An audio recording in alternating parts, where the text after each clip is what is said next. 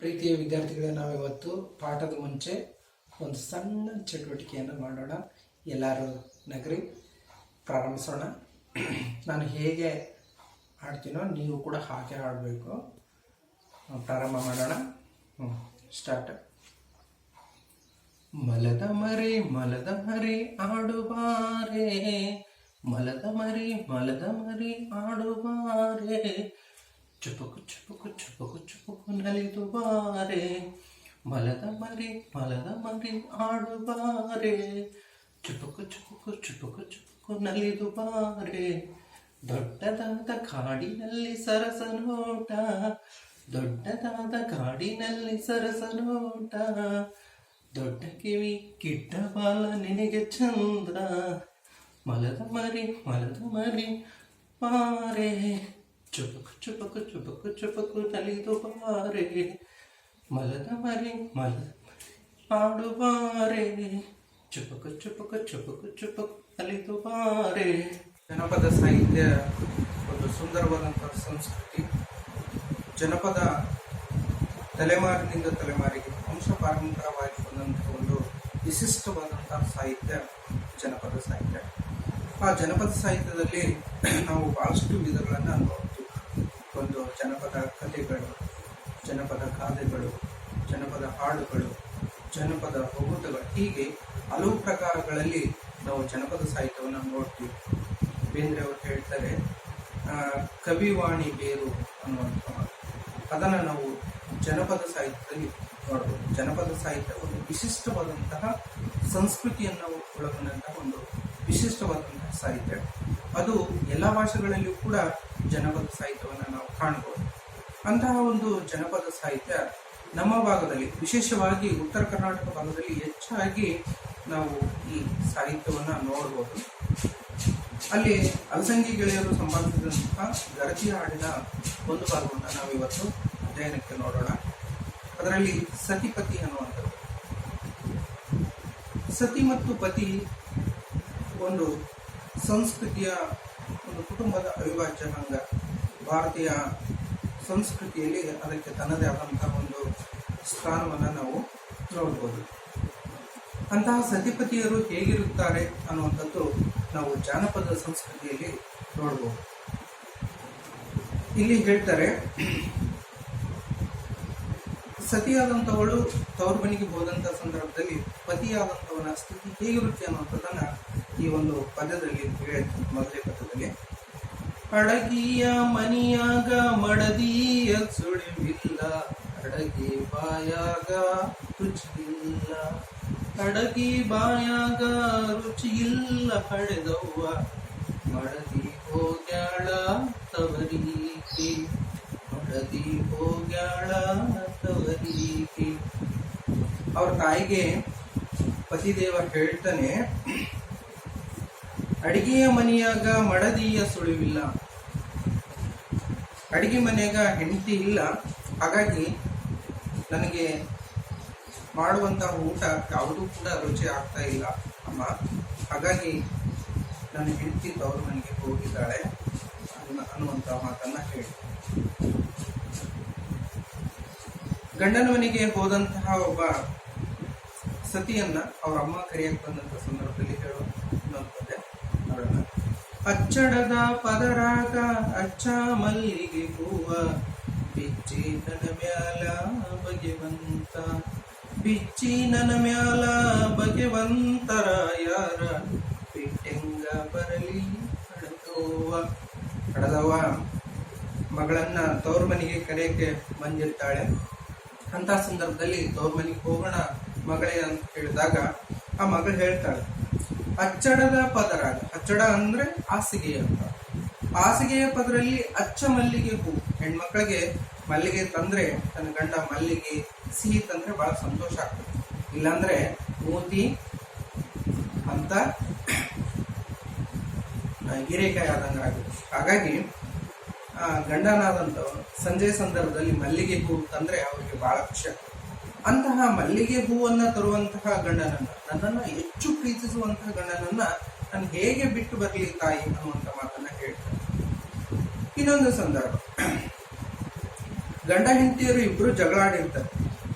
ಜಗಳಾಡುವಂತ ಸಂದರ್ಭದಲ್ಲಿ ಹೌದು ತಾಯಿ ಹೇಳ್ತಾರೆ, ಗಂಡ ಹೆಂಡರ ಜಗಳ ಗಂಧ ತೀಡಿದಾಗ ನಿಂಗಾಕ ನೀರು ತೆರೆದಾಂಗ, ನಿಂಗಾಕ ನೀರು ತೆರೆದಾಂಗ ಹಿರಿವಳಿ ಗಂಗವ್ವ ಸಾಗಿ ಹರಿದಾಂಗ, ಗಂಗವ್ವ ಸಾಗಿ ಹರಿದಾಂಗ.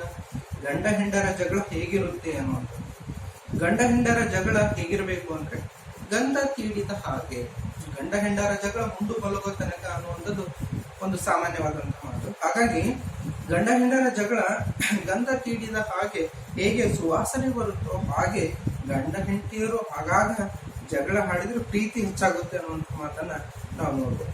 ಲಿಂಗಕ್ಕೆ ನೀರು ಹೆರೆದಂಗ, ಲಿಂಗಕ್ಕೆ ನೀರು ಹಾಕಿದಾಗ ಅದು ಹೇಗೆ ಲಿಂಗ ಪಳಪಳ ಹೊಳೆಯಿತು ಹಾಗೆ ಇಲ್ಲಿ ಗಂಡ ಹೆಂಡರ ಮಧ್ಯೆ ಅವಿನಾಭಾವವಾದಂಥ ಸಂಬಂಧವು ಕೂಡ ಬಹಳ ಮಧುರವಾಗಿ ಇರುತ್ತೆ.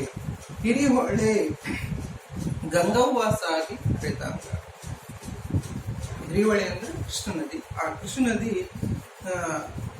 ಮಳೆ ಬಂದಂತ ಸಂದರ್ಭದಲ್ಲಿ, ಬಹಳಷ್ಟು ನೀರಿದ್ದಂತ ಸಂದರ್ಭದಲ್ಲಿ ಹೇಗೆ ರಭಸವಾಗಿ ಹರಿಯಿತೋ ಹಾಗೆ ಗಂಡ ಹೆಂಡರ ಮಧ್ಯೆ ಜಗಳದ ಬಿರುಸು ಮಾತು ಇದ್ದಂತ ಸಂದರ್ಭದಲ್ಲಿ ಬಹಳ ರಭಸವಾಗಿರುತ್ತೆ. ನಂತರ ನಿಧಾನವಾಗಿ ಅದು ಶಾಂತವಾಗಿ ಹೋಗುತ್ತೆ ಅನ್ನುವಂಥ ಮಾತನ್ನ ಹೇಳ್ತಾರೆ. ಮುಂದೆ ಅದಾದ ನಂತರ ಸ್ವಲ್ಪ ದಿನದ ನಂತರ ಪತಿರಾಯ ಊರಿಗೆ ಹೋಗ್ತಾ ಇರ್ತಾನೆ. ಊರಿಗೆ ಹೋಗುವಂತ ಸಂದರ್ಭದಲ್ಲಿ ಬೇರೆ ಊರಿಗೆ ವ್ಯಾಪಾರಕ್ಕೋ ವ್ಯವಹಾರಕ್ಕೋ ಇನ್ನೊಂದು ಸಂದರ್ಭಕ್ಕೋ ಅಥವಾ ಬೇರೆ ಕಾರಣಕ್ಕೋ ಬೇರೆ ಊರಿಗೆ ಹೋಗ್ಬೇಕಾದಂತ ಸಂದರ್ಭ ಬರುತ್ತೆ. ಅಂತ ಸಂದರ್ಭದಲ್ಲಿ ಆಕೆ ಹೇಳ್ತಾಳೆ, ತನ್ನ ಗಂಡನ ಮುಖವನ್ನ ನೋಡಿದಂತಹ ಸ್ತ್ರೀ ಹೇಳ್ತಾಳೆ, ಊರಿಗೆ ಊರಿಗೆ ಹೋಗವರ ಮಾರ್ಯಾಕ ಬಾಡ್ಯಾವ ಗಿರಿಗಂಧ ವ್ಯಾಕ ಬೆವತಾವ, ಗಿರಿಗಂಧ ವ್ಯಾಕ ಬೆವತಾವ ಮಡದಿನ ಬಿಟ್ಟು ಹೊಂಟಾರ ಹೊರನಾಡ. ಬೇರೆ ಊರಿಗೆ ಹೋಗುವಂತಹ ಪತಿರಾಯನ ಮುಖ ಬಾಡಿ ಹೋಗಿದೆ. ಹೆಂಡತಿ ಜೊತೆಗಿದ್ರೆ ಗಂಡ ಖುಷಿಯಾಗಿರ್ತಾರೆ. ಹೆಂಡತಿಯಿಂದ ದೂರ ಇದ್ದಂಗ ಹೆಂಡತಿಯೊಬ್ಬಳು ಮನೆಯೊಳಗಿದ್ದರೆ ನನಗದು ಕೋಟಿ ರೂಪಾಯಿ, ಹೆಂಡತಿ ತವರಿಗೆ ಹೊರಡುವೆನೆಂದರೆ ನಾನಾಗುವೆ ಸಿಪಾಯಿ ಅನ್ನುವಂಥ ಮಾತಿನಂತೆ ಇಲ್ಲಿ ಹೆಂಡತಿ ಊರಿಗೆ ಹೋಗುವಂತ ಗಂಡ ಊರಿಗೆ ಹೋಗುವಂತ ಸಂದರ್ಭದಲ್ಲಿ ಆ ಪತಿರಾಯನ ಮುಖ ಬಾಡಿ ಹೋಗಿದೆ. ಬಾಡಿ ಹೋದಂತ ಸಂದರ್ಭದಲ್ಲಿ ಹಾಗೆ ಹೇಳ್ತಾರೆ, ಗಿರಿಗಂಧವೆಲ್ಲ ಬೆವತಾವ, ಮುಖ ಮುಖ ಎಲ್ಲ ಬೆವತು ಹೋಗಿದೆ. ಯಾಕಂದ್ರೆ ಹೆಂಡತಿಯನ್ನ ಬಿಟ್ಟು ಆತ ಬೇರೆ ಊರಿಗೆ ಹೋಗ್ತಾ ಇದ್ದಾನೆ. ಆಗ ಹೆಂಡತಿ ಕೇಳ್ತಾಳೆ, ಎಂದ ಬರತಿದಿ ನನ್ನ ಗಂಧದರತಿಗಾರ, ರೂಮಾಲ ತುಂಬಾ ಪರಿಮಾಳ, ರೂಮಾಲ ತುಂಬಾ ಪರಿಮಾಳ ನನ್ನಲ್ಲ, ಎಂದ ಬರತಿದಿ ನನಗೆ ಹೇಳ. ಆಕೆ ಸತಿಗೆ ಕೇಳ್ತಾಳೆ, ಎಂದ ಬರತಿದ್ದಿ ನನ್ನ ಗಂಧದ ರತಿಗಾರ ಮನ್ಮಥರಾಯನಾದಂತಹ ಪತಿದೇವ, ನೀನು ಎಂದು ಬರ್ತಿದ್ದಿ, ನಿನ್ನನ್ನು ನಾನು ಬಿಟ್ಟು ಹಗಲಿರಲಾರೆ. ಹಾಗಾಗಿ ನೀನು ಯಾವಾಗಲೂ ಕೂಡ ನನಗೆ ಖುಷಿಯನ್ನ ಕೊಡುವಂಥವನು, ನನ್ನ ಎಲ್ಲ ಸಂತೋಷವನ್ನ ಕೊಡುವಂತಹವನು ನೀನು. ಹಾಗಾಗಿ ನೀನು ಎಂದು ಬರ್ತಿದ್ದಿ ನನಗೆ ಹೇಳು, ಒಂದು ಮಾತಾದ್ರೂ ಹೇಳಿ ಹೋಗೋಣ, ನೀನು ಎಂದು ಬರ್ತೀಯ ಅನ್ನುವಂಥದ್ದನ್ನ ಹೇಳಿ. ಆ ಮಾತಿಗೆ ಪತಿ ಹೇಳ್ತಾನೆ, ಕಮಲದ ಹೂ ನಿನ್ನ ಕಾಣದೆ ಇರಲಾರೆ, ಮಲ್ಲಿಗೆ ಮಾಯೆ ಬಿಡಲಾರೆ, ಮಲ್ಲಿಗೆ ಮಾಯೆ ಬಿಡಲಾರೆ, ಏರಿಗರಿ ನಿನ್ನಗಲಿ ಇರಲಾರೆ. ಕಮಲದಂತ ಮುಖವುಳ್ಳಂತಹ ನಿನ್ನಂಥವಳ್ಳ ಬಿಟ್ಟು ನಾನು ಇರೋಕ್ಕಾಗೋದಿಲ್ಲ. ಜೊತೆಗೆ ಮಲ್ಲಿಗೆಯಂತಹ ನಿನ್ನಂಥವಳನ್ನು ಕೂಡ ಬಿಟ್ಟು ನಾನು ಇರೋಕ್ಕಾಗೋದಿಲ್ಲ. ಕೇದಿಯಂತಹ ನಿನ್ನಂಥವಳನ್ನು ನಾನು ಬಿಟ್ಟಿರೋಕ್ಕಾಗಲ್ಲ. ಸ್ವಲ್ಪ ದಿನ ಸಂದರ್ಭದಲ್ಲೇ ನಾನು ಬೇಗನೆ ಬರ್ತೀನಿ ಅನ್ನೋ ಮಾತನ್ನ ಹೇಳ್ತಾನೆ ಈ ಪದದಲ್ಲಿ. ನಂತರ ಪದದಲ್ಲಿ ಗಂಡ ಜಾತ್ರೆಗೆ ಹೋಗಿರ್ತಾನೆ.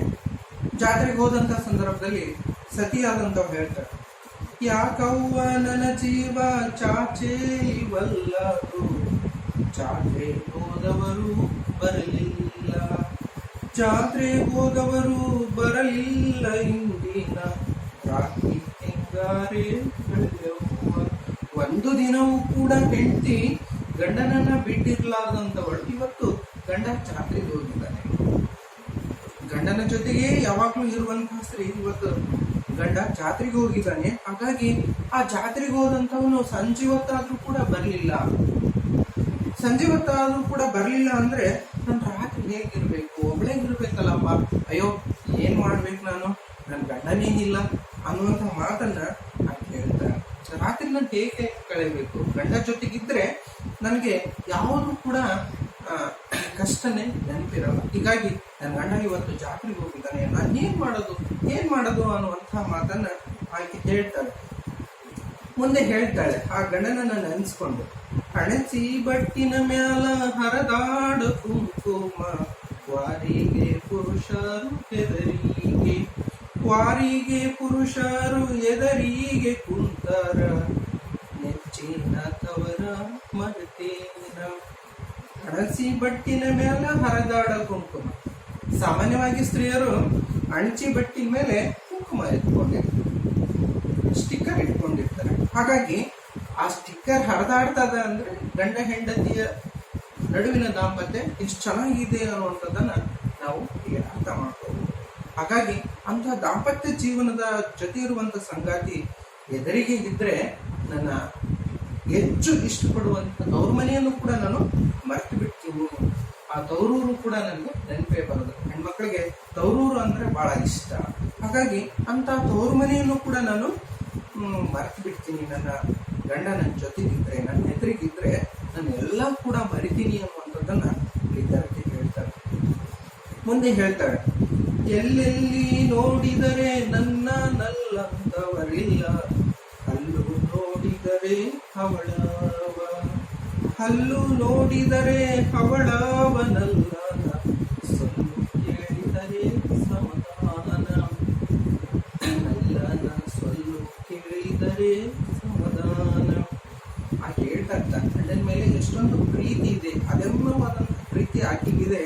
ಆ ಕೇಳ್ತಾಳೆ, ಇಡೀ ಜಗತ್ತಿನಲ್ಲಿ ನನ್ನ ಗಂಡನಷ್ಟು ಸುಂದರವಾದಂತಹ ವ್ಯಕ್ತಿ ಎಲ್ಲೂ ಕೂಡ ಇಲ್ಲ, ಹಾಗಾಗಿ ಆತನ ಹಲ್ಲು ಹೆಂಗಿದಾವೆ ಅನ್ನುವಂಥದ್ದು ಹೇಳ್ತಾಳೆ. ಹಲ್ಲು ನೋಡಿದರೆ ಅವಳದಂತಹ ಹಲ್ಲಿದೆ, ನನ್ನ ನಲ್ಲನ ಸೊಲ್ಲು ಕೇಳಿದರೆ ಸಮಾಧಾನ. ನನ್ನ ನಲ್ಲನ ಹಲ್ಲು ಅಷ್ಟು ಬಳಿತವೆ, ಅಂತಹ ಹಲ್ಲು ಇರಬೇಕು. ನೋಡ್ರಿ, ವರ್ಣನೆ ಬರುತ್ತೆ.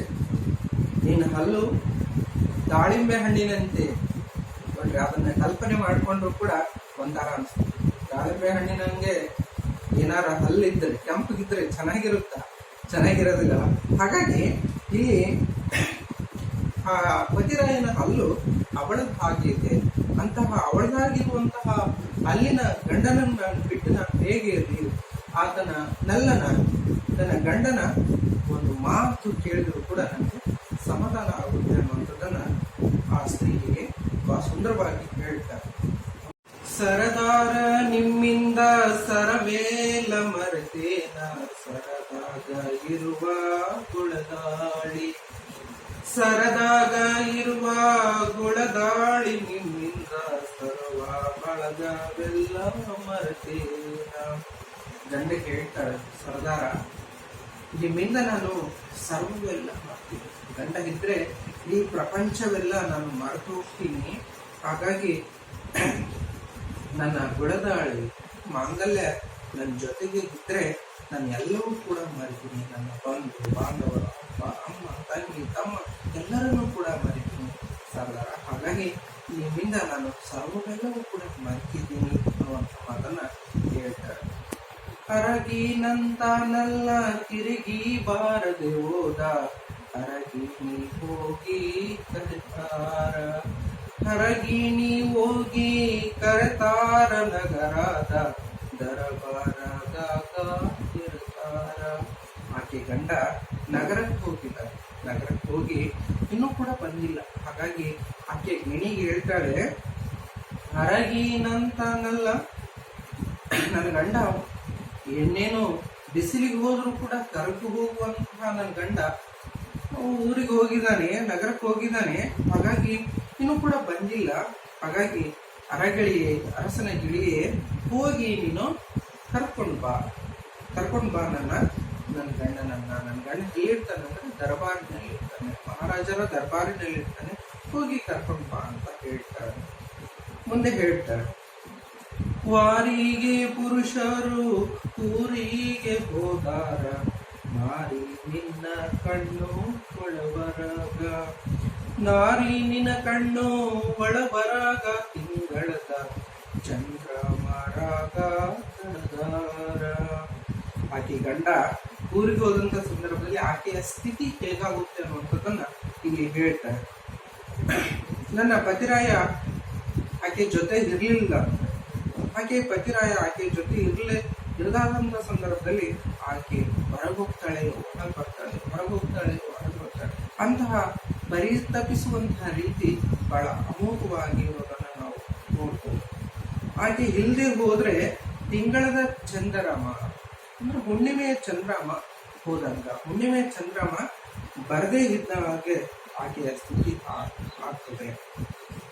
ಆ ಪತಿರಾಯ ಮನೆಯೊಳಗಿದ್ದಂತಹ ಸಂದರ್ಭದಲ್ಲಿ ಹೇಗಿರ್ತಾನೆ ಅನ್ನುವಂಥದ್ದನ್ನ ಈ ಪದ್ಯದಲ್ಲಿ ಹೇಳ್ತಾರೆ. ಹಾಸಿಗೆ ಆಸಂದ ಮಲ್ಲಿಗೆ ಮುಡಿಯಂದ, ಬ್ಯಾಸತ್ತ ಮಡದಿಗೆ ಮಲಗೆಂದ, ಬ್ಯಾಸತ್ತ ಮಡದಿಗೆ ಮಲಗೆಂದ, ನನ್ನರಾಯ ನನ್ನ ನೋಡಿ ತವರ ಮಗಿಯಿಂದ. ಗಂಡ ನನ್ನನ್ನ ಎಷ್ಟು ಇಷ್ಟಪಡ್ತಾಳೆ ಅನ್ನುವಂಥದ್ದು ಗರತಿ ಹೇಳ್ತಾರೆ.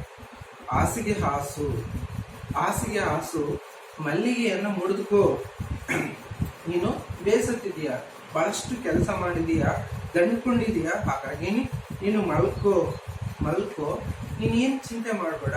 ನನ್ನ ನೋಡಿ ನಿನ್ನ ತವ್ರ ಮನೆ ಮರ್ತು ಬಿಡು.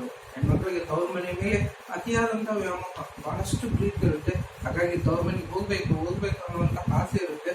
ಹಾಗಾಗಿ ಆ ಆಸೆಗಳನ್ನೆಲ್ಲ ಬಿಟ್ಟು ನನ್ನ ನೋಡಿ ನೀನು ನಿನ್ನ ತವ್ರ ಮನೆಯನ್ನು ಮರಿ ಸತಿ ಅನ್ನುವಂಥದ್ದನ್ನ ಹೇಳ್ತೇವೆ. ಪದೇ ಪದೇ ತವ್ರ ಮನೆಗೆ ಹೋಗ್ಬೇಕು ಅನ್ನೋ ಕಾಡ್ತಿರುವಂತ ಸಂದರ್ಭದಲ್ಲಿ ಆಕೆ ಮಡದಿಯ ಬಡದಾನ ಮನದಾಗ ಮರೆಗ್ಯಾನ, ಮಡದಿಯ ಬಡದಾನ ಮನದಾಗ ಮರೆಗ್ಯಾನ, ಒಳಗೋಗಿ ಸೆರಗು ಹಿಡಿಯೂತ, ಒಳಗೋಗಿ ಸೆರಗು ಹಿಡಿಯೂತ ಕೇಳ್ಯಾನ, ನಾನೆಚ್ಚೋ ನಿನ್ನ ಕವರೆಚ್ಚೋ. ಆ ಸ್ತ್ರೀ ತವ್ರ ಮನೆಗೆ ಹೋಗ್ಬೇಕಂತ ಹಠ ಹಿಡಿದಂತ ಸಂದರ್ಭದಲ್ಲಿ ಗಂಡ ಏನ್ ಮಾಡ್ತಾನೆ, ಆಕೆಯನ್ನು ಬಡದು ಬಿಟ್ಟಂತ ಸಂದರ್ಭದಲ್ಲಿ ಬಡದು ಆತ ಒಳಗೋಗಿ ಹೊರಡ್ತಾನೆ. ಅಯ್ಯೋ ಪಾಪ, ನನ್ನ ಹೆಂಡತಿಯನ್ನು ಬಡದು ಬಿಟ್ಟನಲ್ಲ ಪಾಪ, ನನ್ನ ಹೆಂಡತಿ ತವ್ರ ಮನೆಗೆ ಹೋಗ್ಬೇಕು ಅನ್ನುವಂಥದ್ದು ಕೇಳಿದಕ್ಕಾಗಿ ನಾನು ಬಡದು ಬಿಟ್ಟನಲ್ಲ ಅಂತ ಹೇಳಿ ಒಳಗೋಗ್ತಾನೆ. ಒಳಗೋಗಿ ಆಕೆ ಸೆರಗನ್ನ ಹಿಡ್ಕೊಂತಾನೆ. ಸೆರಗೋಗಿ ಹೇಳ್ತಾನೆ, ಅಲ್ಲೇ ಬಡದು ಬಿಟ್ಟೆ ನಾವು, ಪಾಪ ಕ್ಷಮಿಸು ಅಂತ ಹೇಳಿ ಒಳಗೋಗಿ ಆಕೆ ಹೇಳ್ತಾನೆ, ನಿನಗೆ ನಾನೆಚ್ಚೋ ನಿನ್ ತಾವ್ರೆಚ್ಚೋ ಅನ್ನುವಂಥ ಮಾತನ್ನ ಕೇಳ್ತಾನೆ ನಾ ಪುರುಷ. ಮುಂದೆ ಹೇಳ್ತಾನೆ, ಆ ಸ್ತ್ರೀ ತನ್ನ ಗಂಡ ಹೊರಗೋದಂತ ಸಂದರ್ಭದಲ್ಲಿ ಇನ್ನೇನು ನನ್ನ ಗಂಡ ಬರ್ತಾನಂತ, ರಾಯ ಬರತಾನಂತ ರಾತ್ರಿಲಿ ನೀರಿಟ್ಟಿ, ರನ್ನ ಬಚ್ಚಲಕ ಮಣಿ ಹಾಕಿ, ರನ್ನ ಬಚ್ಚಲಕ ಮಣಿ ಹಾಕಿ ಕೇಳ್ಯಾನ, ಸಣ್ಣವಳ ಮ್ಯಾಲ ಸೌತ್ಯಾಕ. ಆ ಸತಿ ಕೇಳ್ತದೆ ತನ್ನ ಗಂಡನನ್ನು, ಅಲ್ವಾ ರಾಯರೇ, ನೀವು ಬರ್ತೀನಿ ಅಂತ ಹೇಳಿ ನಾನು ಎಲ್ಲ ವಿಶೇಷವಾದಂತಹ ಅಲಂಕಾರವನ್ನ ಮಾಡಿ ಹಾಸಿಗೆ ಮಲ್ಲಿಗೆ ಮುಟ್ಟು ನಿನಗೋಸ್ಕರ ಕಾಯ್ತಾ ಇದ್ದೀನಿ. ಆದ್ರೆ ನೀನು ನನ್ನನ್ನು ಬಿಟ್ಟು ಬೇರೆಯವಳ ಹತ್ರ ಹೋಗ್ತಾ ಇದೆಯಲ್ಲ, ನಾನು ಇನ್ನೂ ಸಣ್ಣವಳು, ನನ್ನ ಮೇಲೆ ಯಾಕೆ ನೀನು ಸೌತಿನ ತರುವಂತ ಪ್ರಯತ್ನ ಮಾಡ್ತಿದ್ದೀಯ ಅಂತ ಕೇಳ್ತಾರೆ. ಮುಂದೆ ಯಾಕೆ ಹೇಳ್ತಾರೆ, ಅಂಗಿಯ ಮ್ಯಾಲಂಗಿ ಚಂದೇನು ನನ್ನ ರಾಯ, ರಂಬಿಯ ಮ್ಯಾಲ ರಂಬಿಯ ಮ್ಯಾಲ ಪ್ರತಿರಂಬಿ ಬಂದಾರೆ, ರಾಯ ಮನ್ಯಾಗ. ಅಂಗಿ ಮೇಲೆ ಅಂಗಿ ಹಾಕಿದ್ರೆ ಬಹಳ ಚಂದ ಕಾಣಿಸ್ತದೇನೋ, ಕಾಣಿಸೋದಿಲ್ಲ. ಹಾಗೆ ಹೆಂಡತಿ ಇದ್ದಂತಹ ಮನೆಯಲ್ಲಿ ಇನ್ನೊಬ್ಬ ಸತಿಯನ್ನ ತಂದ್ರೆ ಚಂದ ಇರುತ್ತೇನೋ, ಇಬ್ರು ಕೂಡ ಕಚ್ಚಾಡ್ತಾನೆ ಇರ್ತಾರೆ. ಹಾಗಾಗಿ ಅದು ಸರಿಯಲ್ಲ ಕಪಿರಾಯ ಅನ್ನುವಂಥ ಮಾತನ್ನ ಒಂದು ನೀತಿ ಬೋಧವನ್ನ ಆಕೆ ಹೇಳ್ತಾರೆ. ವಾರಿಗೆ ರಾಯರು ಊರಿಗೆ ಹೋದಾರ, ಸೇರ ಬಂಗಾರ ತೆಗೆದಾಂಗ, ಸೇರ ಬಂಗಾರ ತೆಗೆದಾಂಗ, ಮಲ್ಲಿಗೆ ಮುಡಿತು ತಂಗಳತ ಮೊದಲಾಂಗ. ಗಂಡ ಜೊತೆಗಿದ್ದಂತ ಸಂದರ್ಭದಲ್ಲಿ ಆಕೆಗೆ ಒಂದು ಸೇರು ಬಂಗಾರ ಮೈ ಮೇಲೆ ಹಾಕೊಂಡಾಗ, ಒಂದು ವೇಳೆ ಗಂಡ ಇಲ್ಲದೆ ಹೋದಂತ ಸಂದರ್ಭದಲ್ಲಿ ಆಕೆ ಮಲ್ಲಿಗೆ ಇಟ್ಟುಕೊಂಡು ಹೋಗ್ತಾರೆ, ಅಂಗಳಕ್ಕೆ ಹೋಗ್ತಾರೆ. ಹಾಗಾಗಿ ಗಂಡ ಇಲ್ಲ ಅಂದ್ರೆ ಯಾವ ರೀತಿ ಇರುತ್ತೆ, ಗಂಡ ಇದ್ರೆ ಯಾವ ರೀತಿ ಇರುತ್ತೆ ಅನ್ನೋಂಥದ್ದನ್ನ ಆಕೆ ಹೇಳ್ತಾರೆ. ಏಸೀನಿನ ಬದುಕಿಗೆ ಆಸೆ ನಾ ಮಾಡಿಲ್ಲ, ರೇಸೀಮೆ ಉಡುವ ದೊರೆ ನನ್ನ, ರೇಸೀಮೆ ಉಡು ನನ್ನ ದೊರೆ ನನ್ನ ರಾಯರ, ಆಸೆ ಮಾಡೇನ ಅನುದಾನ. ನಾನು ಬೇರೆ ಯಾವುದಕ್ಕೂ ನಾನು ಇಷ್ಟಪಡಲ್ಲ, ಬಂಗಾರಕ್ಕೆ ಆಸೆ ಪಡಲ್ಲ, ಬೆಳ್ಳಿ ಆಸೆ ಪಡಲ್ಲ, ಬಟ್ಟೆಗೆ ಆಸೆ ಪಡಲ್ಲ. ಆದ್ರೆ ಇವ್ಯಾವಕ್ಕೂ ಐಹಿಕವಾದಂತ ಸುಖಕ್ಕೆ ಆಸೆ ಪಟ್ಟಿಲ್ಲ. ನಾನು ನನ್ನ ಗಂಡನ ಇಷ್ಟಪಟ್ಟಿನಿ. ರೇಷ್ಮೆ ಬಿಡುವಂತ ನನ್ನ ಗಂಡ ನನ್ನ ಜೊತೆನೇ ಇದ್ರೆ ಅದನ್ನೇ ನನಗೆ ಬಂಗಾರ ಅನ್ನೋ ಮಾತನ್ನ ಆಕೆ ಚಕ್ಕಿ ಒಡೆದು ಒತ್ತಾಲ ತುಂಬಿ ತಿರುಗಾಡಿ ನೀರ ಬೆರಸೇನ, ತಿರುಗಾಡಿ ನೀರ ಬೆರಸೇ ನನ್ನ ಮನೆಯ ಹಿಡಿವನ್ನ ತರುವ ಹಿರಿಯರಿಗೆ, ಹಿಡಿವನ್ನ ತರುವ ಹಿರಿಯರಿಗೆ, ಸ್ನಾನಕ ಹಡಿಮಾಡ ಹೊರಟಾಳ. ಭಗರತಿ ತನ್ನ ಗಂಡನನ್ನ ಸ್ನಾನ ಮಾಡಿಸೋಕೆ ಆಕೆ ಯಾವೆಲ್ಲ ಸಿದ್ಧತೆಯನ್ನು ಮಾಡ್ಕೊತಾಳೆ ಅನ್ನೋದು ಈ ಪದ್ಯದಲ್ಲಿ ಹೇಳ್ತಾಳೆ. ಗಂಧವನ್ನ, ಶ್ರೀಗಂಧದ ಚಕ್ಕಿಯನ್ನು ಹೊಡೆದು ಆ ಬಟ್ಟಲಕ್ಕೆ ತುಂಬುತ್ತಾಳೆ. ಬಟ್ಟಲಕ್ಕೆ ತುಂಬಿ ಗಂಧವನ್ನ ಹಚ್ಚಿ ಆಕೆ ಗಂಡನಿಗೆ ಬಕೆಟಿಗೆ ನೀರು ಹಾಕ್ತಾಳೆ. ನೀರು ಹಾಕಿ ಸ್ನಾನ ಮಾಡ್ಸಕ್ಕೆ ಎಲ್ಲ ಅಡಿ ಮಾಡ್ತಾಳೆ. ಆಕೆ ಹೇಳ್ತಾಳೆ, ನನ್ನ ಮನೆಗೆ ಹಿಡಿಯಷ್ಟು ಬಂಗಾರವನ್ನು ತರುವಂತಹ ಗಂಡನಿಗೆ ನಾನು ಎಷ್ಟೆಲ್ಲ ಸಿದ್ಧತೆ ಮಾಡ್ತೀನಿ ಅಂತ ಹೇಳ್ತಾಳೆ. ಹಿಂಡು ಮಂದ್ಯಾಗ ಪುಂಡ ಊಟಕ ಬಂದ್ರು, ದುಂಡಕ್ಕಿ ಬಾನ ಕುದಿಯಾವ, ದುಂಡಕ್ಕಿ ಬಾನ ಕುದಿಯಾವ ರಾಯರ ಪುಂಡಾಟ ಹಿಡಿದಾರೆ. ಹಿಂಡು ಮಂದ್ಯಾಗ ಇರುವಂತಹ ಗಂಡ ಊಟಕ್ಕೆ ಬಂದಿದ್ದಾನೆ, ಊಟ ಮಾಡಕ್ ಬಂದಿದ್ದಾನೆ. ಬೇರೆಯವ್ರ ಜೊತೆ ಇಲ್ಲೇ ಇರುವಂತಹ ಗಂಡ ಊಟಕ್ಕೆ ಬಂದಿದ್ದಾನೆ. ಹಾಗಾಗಿ ಅವನಿಗೆ ಊಟಕ್ಕೆ ರೆಡಿ ಮಾಡಬೇಕಾಗಿದೆ. ಈ ಅಕ್ಕಿ ಬಾನ ಅನ್ನ ಕುದಿತಾ ಇಲ್ಲ. ನಾನು ಏನ್ ಮಾಡ್ಲಿ, ಆತನ ಪುಂಡಾಟವನ್ನ ನಾನು ಹೇಗೆ ಸಹಿಸ್ಕೊಳ್ಳಿ, ಏನೆಲ್ಲ ಮಾಡ್ತಾನೆ ಅದನ್ನ ನಾನು ಹೇಗೆ ಸಹಿಸ್ಕೊಳ್ಳಿ ಅನ್ನುವಂಥ ಮಾತನ್ನ ಕರೆಕ್ಟ್ ಹೇಳ್ತಾರೆ. ಗಂಡ ಹೆಂಡತಿ ಜೊತೆ ಇದ್ದಂತ ಸಂದರ್ಭದಲ್ಲಿ ಸರಸ ಸಲಾಪ ಹೇಗಿರುತ್ತೆ ಅನ್ನೋದನ್ನ ನಾವಿಲ್ಲಿ ನೋಡ್ಬೋದು. ಮುಂದೆ ಹೇಳ್ತಾರೆ, ಗಂಧೆಣ್ಣೆ ಹಚ್ಚಿಕೊಂಡು ಗಂಗ್ಯಾಗ ನಿಂತಾರ, ಗಂಧೆಣ್ಣೆ ಹಚ್ಚಿಕೊಂಡು ಗಂಗ್ಯಾಗ ನಿಂತಾರ, ಒಂದೇಳಿ ನಗುತ್ತಾರ, ಒಂದೇಳಿ ನಗುತ್ತಾರ ರಾಯರಿಗೆ, ಎಂತ ಸಿರಿಗಂಗಿ ಹಡಿತಾಳ. ಸ್ನಾನ ಮಾಡುವಂತ ಸಂದರ್ಭದಲ್ಲಿ ಗಂಧದ ಎಣ್ಣೆಯನ್ನ ಮೈಗೆಲ್ಲ ಹಚ್ಕೊಂಡಿದ್ದಾರೆ. ನೀರಿನಲ್ಲಿ ನಿಂತ್ಕೊಂಡಂತ ಸಂದರ್ಭದಲ್ಲಿ ಒಂದೊಂದು ಹೇಳಿ ನಗುತ್ತಾ ಇದ್ದಾರೆ. ಆ ಮಾತಿಗೆ ಈ ಮಾತು, ಈ ಮಾತಿಗೆ ಆ ಮಾತಿಗೆ ಹೇಳಿ ನಗುತ್ತಾ ಇದ್ದಾರೆ. ಇಂತಹ ರಾಯರಿಗೆ, ಇಂತಹ ಗಂಡನಿಗೆ ಎಂತಹ ಸಿರಿಗಂಗಿ, ಎಂತಹ ಹೆಣ್ಮಗಳು ಜನ್ಮವನ್ನು ಕೊಟ್ಟಿದ್ದಾಳಪ್ಪ ಅಂತ ಆ ಸತಿ ಆ ಗಂಡನನ್ನ ಕುರಿತು ಹೇಳ್ತಾಳೆ. ಮುಂದೆ ಅರಸ ಒಳ್ಳೆಯವರಂತ ಏರಸ ವಾಡಲಿ ಬ್ಯಾಡ, ಪರುಷಾದ ಮಾತು ಮನದಾಗ ಇಟ್ಟುಕೊಂಡು ಪರಸಿ ಹೋದಲ್ಲಿ ತೆಗೆದಾರ.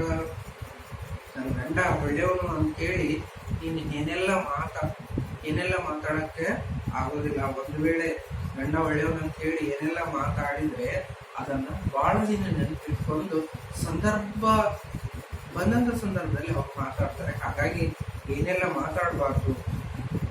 ಒಂದ್ಸರಿ ಆಕೆ ಏನೋ ಮಾತಾಡಿದಂತ ಸಂದರ್ಭ ಇಟ್ಕೊಂಡು ಆಕೆ ಜಾತ್ರೆಗೆ ಹೋದಂತ ಸಂದರ್ಭದಲ್ಲಿ ಅದನ್ನ ಇಟ್ಕೊಂಡು ಅವರು ಜಗಳ ತೆಗೆದಿದ್ರಂತೆ.